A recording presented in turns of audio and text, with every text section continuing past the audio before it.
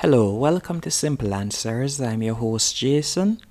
In this video, I'll be showing you how to fix WhatsApp audio play screen off problem or WhatsApp voice message screen off problem.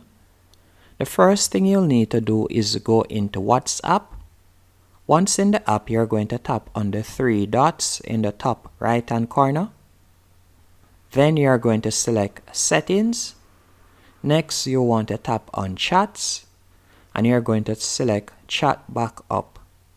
Then you're going to tap on Backup, as you want to back up all of your media and conversations that you have had in WhatsApp.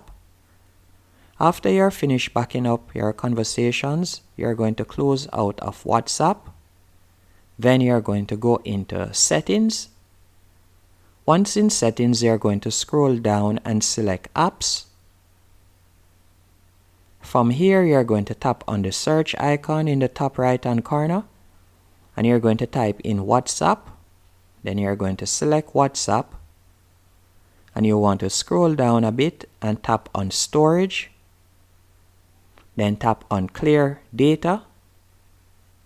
After you have selected Clear Data, you're going to go back once. Then you're going to tap on Permissions.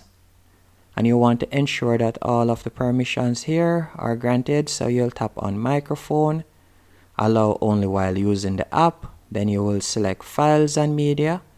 And you want to ensure that it is tapped on Allow access to media only.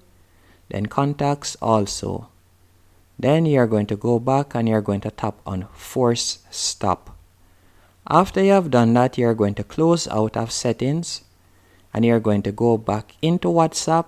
And from there, you'll enter your phone number and login information, and you will realize that the problem has been solved. Hope you found this video helpful and informative. If you did, be sure to hit the like button and subscribe, and thank you for watching.